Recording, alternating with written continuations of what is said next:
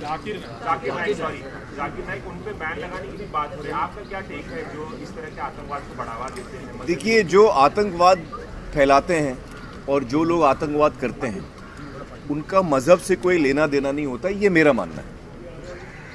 फिर वो किसी भी मज़हब के हों, मुसलमान, हिंदू, सिख, ईसाई, जो लोग लोगों को मारते हैं, आतंकवाद फैलाते हैं, उनका मज़हब से कोई लेना देना नहीं है। चाहे वो कितना भी कहें कि हम मज़हब के लिए कर रहे हैं, उनका मज़हब से कोई लेना देना नहीं है। सवाल है कि हम देख रहे हैं मुसलमान ही आतंकवादी है, ये झगड़ा फसाद, मुसलमान फंडामेंटलिस्ट है, मुसलमान टेररिस्ट है, आतंकवादी है। जब हम कुरान पढ़ते हैं तो हमें इसका इज़हार होता है, लेकिन ये है क्यों गलतफहमी, जिस तरीके से मीडिया गलतफहमियां फैलाती है हम उसको इग्नोरेंस में, अनजाने में मान लेते हैं। टेररिस्ट के मानी क्या है? मैं कहता हूं हर मुसलमान टेररिस्ट होना चाहिए, आतंकवादी होना चाहिए। आतंकवादी की मानी क्या है तो समझ लो। टेररिस्ट उसे कहते हैं जो इंसान दूसरे इंसान के दिल में टेरर पैदा करता है। अगर कोई चोर पुलिस को देख रहा है तो उसके दिल में टेरर आता है, खौफ आता है, उस चोर के लिए पुलिस टेररिस्ट है। इस तरीके से हर मुसलमान, कोई भी एंटी सोशल एलिमेंट मुसलमान को देखता है उसके दिल में खौफ आना ही चाहिए। अगर कोई चोर मुसलमान को देखता है, कोई बलात्कार करने वाला मुसलमान को देखता है, कोई भी एंटी सोशल एलिमेंट मुसलमान को देखता है, उसके दिल में खौफ होना ही चाहिए। कुरान मजीद में अल्लाह ताला फरमाते हैं सूरह अनफाल में, सूरह नंबर 8 आयत नंबर 60 में, खौफ पैदा करो उन लोगों के दिल में जो लोग एंटी सोशल है, जो हक को इनकार करते हैं, उनके दिल में खौफ डालो। लेकिन सवाल यह है कि कई बार एक शख्स एक काम करता है, उसे 2 लक़ब दिए जाते हैं। मिसाल के तौर पे हिंदुस्तान 60-70 साल के पहले अंग्रेज हम पर हुकूमत करते थे, कई साल किया। बहुत से हमारे इस देश के हिंदुस्तानी थे जो इस देश की आजादी के लिए झगड़ा कर रहे थे। इनको अंग्रेज कहते थे आतंकवादी, टेररिस्ट। हम आम हिंदुस्तानी कहते थे देशभक्त, फ्रीडम फाइटर, पेट्रियट। वही आदमी, वही काम, 2 लक़ब, 2 टाइटल। अगर आप अंग्रेज की बात मानते हैं, अंग्रेज कहते हैं हमें इस देश पे हुकूमत करने का हक है। अगर उनको हक है तो ये लोग को हम टेररिस्ट बिल्कुल सही कहेंगे। लेकिन आम हिंदुस्तानी कहता है ये अंग्रेज तो तिजारत करने आए थे, इनको हम पे हुकूमत करने का क्या हक है? तो हम कहेंगे ये लोग हैं देशभक्त, फ्रीडम फाइटर्स, पेट्रियट्स। सेम आदमी, सेम काम, 2 लक़ब, वही आदमी वही काम, 2 लक़ब। अगर आप अंग्रेज की बात को मानते हैं कि अंग्रेज को हक है इस देश पे हुकूमत करने का, हम मानेंगे कि वो आतंकवादी है, चाहे वो भगत सिंह हो या। लेकिन आम हिंदुस्तानी कहेंगे नहीं, ये तो देशभक्त है। तो आप किसके नजरिए से देखते हैं चीज को, फिर आप फैसला करेंगे वो आतंकवादी है कि देशभक्त। आपके हिसाब से भगत सिंह देशभक्त था क्या आतंकवादी था? सतीश भाई, देशभक्त, देशभक्त, आतंकवादी नहीं था ना? था के भगत सिंह देशभक्त था क्या आतंकवादी था? देशभक्त, देशभक्त। हाँ, मैं भी समझता हूं देशभक्त था। हम अंग्रेज की बात को नहीं मानते। तो जब अंग्रेज टेलीविजन पे कहते, CNN, BBC पे कि मुसलमान आतंकवादी, आप क्यों मानते? सवाल वो नहीं है। मेरा जो सवाल था, आता हूं, मेरा पूरा जवाब मुकम्मल नहीं हुआ। जवाब मुकम्मल होगा फिर आपको मौका दूंगा मैं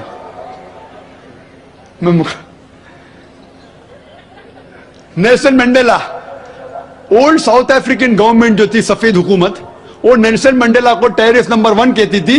उसे अरेस्ट करके रॉबिन आइलैंड में 25 साल के लिए कैद कर दी। Terrorist number 1। जब नई हुकूमत आती है उसे छोड़ देती है, उसे प्रेसिडेंट बनाती है, टेररिस्ट बन जाता है प्रेसिडेंट। चंद साल बाद उसे नोबेल प्राइज फॉर पीस मिलता है। वही आदमी, वही काम। ऐसा नहीं कि पहले वो गलत काम किया, फिर अच्छा काम किया, फिर उसको अवार्ड मिला।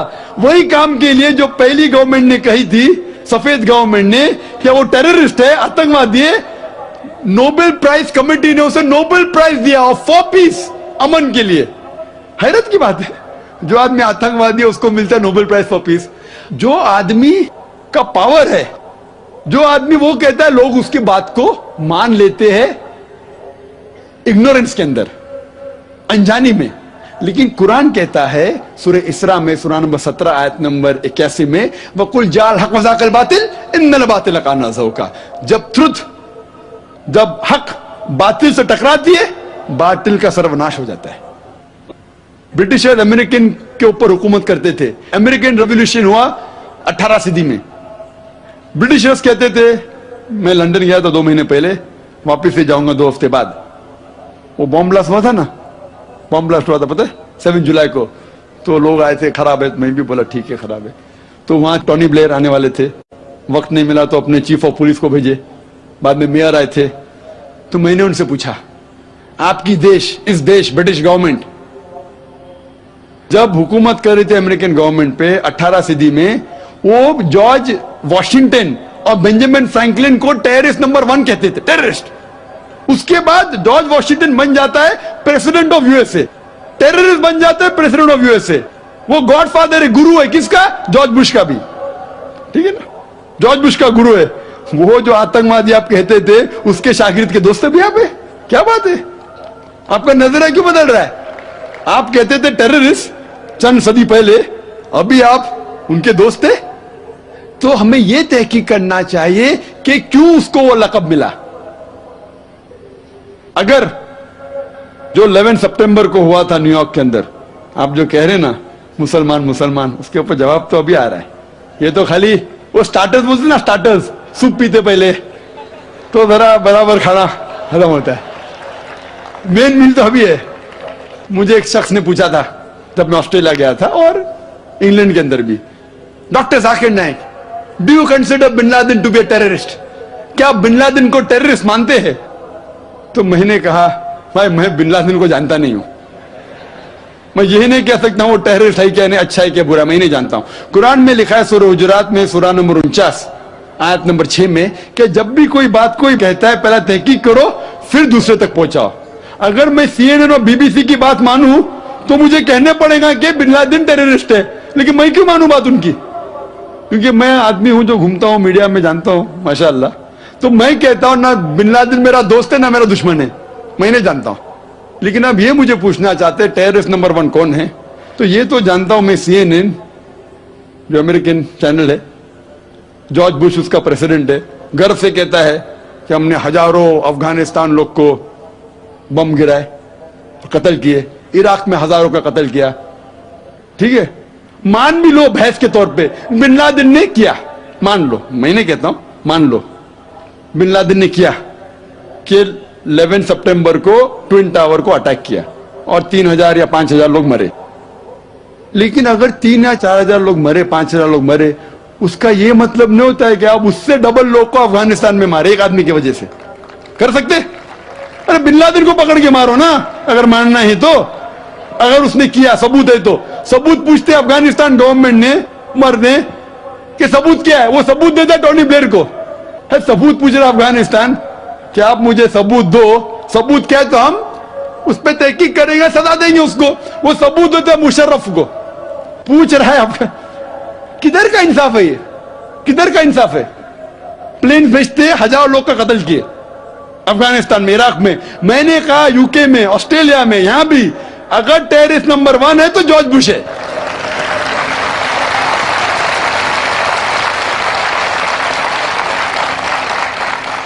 ट्विन टावर को किसने गिराया? CIA, FBI का क्या बजट है? इन लोग गर्व से कहते हैं अगर परिंदा भी पेंटागन के ऊपर उड़ेगा तो हम पहचान सकते। एक हवाई जहाज 1.5 घंटे बाद आके उसमें ठोक देता है, उनको पता ही नहीं चलता है। बहुत से अमेरिकन लोग, मुस्लिम लोग छोड़ो, क्या कहते हैं अमेरिकन लोग, क्रिश्चियन लोग कहते हैं क्या ये इनसाइड जॉब था, अंदर की बात थी, ये अंदर की बात। जिस तरीके से ट्विन टावर गिरा वो प्लेन के जरिए गिर ही नहीं सकता है। कितने लोग कहते हैं कि ये जॉर्ज बुश ने किया अपने वोट बैंक के लिए। कल मैं कह रहा था ना पॉलिटिशियंस के बारे में, कल की तकरीर सुनी ना आपने, हकीकत लगी क्या नहीं? क्या होगा? 5,000 लोग को मारो, वोट तो मुझे मिलेगा। $1 ट्रिलियन नुकसान, क्या फर्क पड़ता है? अगर नहीं गिराऊंगा ट्विन टावर को तो मैं थोड़ी इलेक्शन में आऊंगा। क्या करो? 1,000 लोग का कत्ल करो, नुकसान करो करोड़ रुपए का, मैं तो आ गया वापस सीट पे। ये मैं नहीं कह रहा हूं, ये मैं नहीं कह रहा हूं, ये अमेरिकन लोग कह रहे। तो गलत है, मैं नहीं कह रहा हूं कि जॉर्ज बुश ने गिराया। मैं जानता ना, मैंने तहकीक थोड़ी की। मैं कह रहा हूं कि बाकी लोग क्या कह रहे।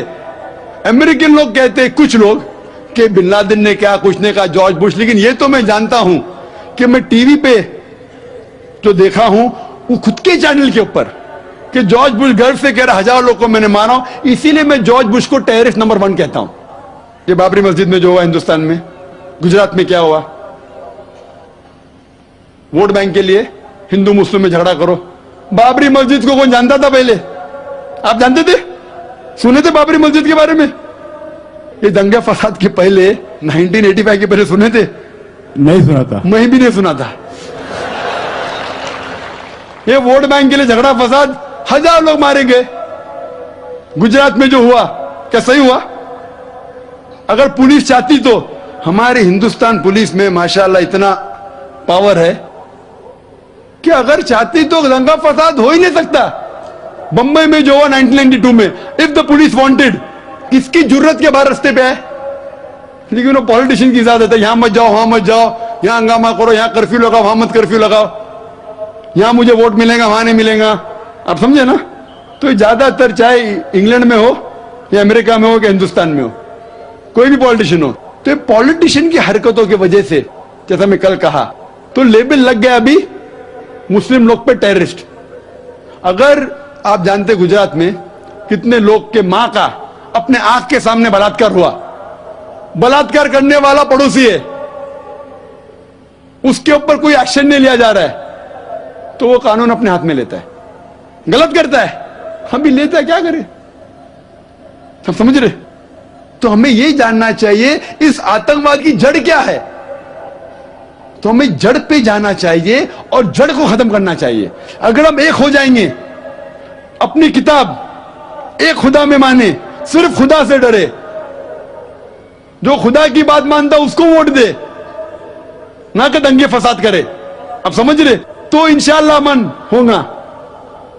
और आप देखेंगे इसके बावजूद, इतना होने के बावजूद, अमेरिका में एक न्यूज है कि 9 महीने बाद 11 सितंबर के बाद 34,000 अमेरिकन ने इस्लाम कबूल किया। क्यों?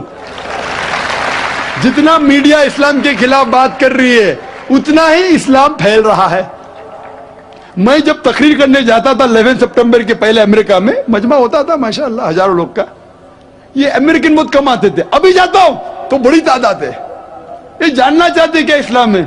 आप भी आ जाए, शायद 11 सितंबर के पहले नहीं आते थे, बराबर कि नहीं? आप जानना चाहते हैं क्या मजहब है ये आतंकवादी मजहब, मैं भी तो देखूं। आके मुतासिर हो गए क्या नहीं? अल्हम्दुलिल्लाह। डंके की चोट पे कहता हूं, मैं क्यों डरूं किससे? क्योंकि अल्लाह ताला फरमाते हैं सूरह अल इमरान में, सूरा नंबर 3 आयत नंबर 54 में, मकरुम मकरल्लाह वल्लाहु खैरुल माकिरीन। उनने प्लान किया, प्लानिंग की, अल्लाह ने भी प्लानिंग की। सबसे बेहतरीन प्लानर अल्लाह है। ये वेस्टर्नर्स प्लानिंग कर रहे कि इस्लाम को दबाने को, इस्लाम और बढ़ रहा है और फैल रहा है। जितने दबाने की कोशिश कर रहे हैं, फैल रहा है। मीडिया कहती है कि इस्लाम में खवातीन के हुकूक नहीं है। 2/3 ऑफ द पीपल एक्सेप्टिंग इस्लाम, 66% के ऊपर जो लोग इस्लाम कबूल कर रहे हैं अमेरिका और यूरोप में, वो वुमेन है, औरतें। अगर औरतें को हुकूक हक नहीं मिलते इस्लाम में, तो ये अमेरिकन औरतें इस्लाम क्यों कबूल कर रहे, यूरोपियन औरतें क्यों कबूल कर रहे? क्योंकि इनको इस्लाम में जितने खराबी दुनिया में है उसका हल मिल रहा है। योन रेडली थी एक ब्रिटिश रिपोर्टर जो अफगानिस्तान में गई थी रिपोर्ट करने के लिए तालिबान के वक्त। जिस तरीके से सलूक किया तालिबान ने उनके साथ, मैं तालिबान का दोस्त नहीं हूं भाई, तो आप बोलेंगे तालिबान का एजेंट आ गया। मैं ना बिन लादेन को जानता हूं ना कोई तालिबान को जानता हूं, हक की बात कहता हूं, डरता नहीं हूं। अगर ब्रिटिशर्स ने कहा कि भगत सिंह टेररिस्ट है, मैं उनके खिलाफ हूं, डरता नहीं हूं। तो योन रेडली ने इस्लाम कबूल किया, बाद में गई थी खिलाफ लिखने के लिए, मुतासिर हो गई, मुस्लिम बन गई। तो इसीलिए हमें हक की तहकीक करना चाहिए और हमें जो लोग हक के खिलाफ है उनके साथ जंग करना चाहिए, तभी इस दुनिया में अमन होगा।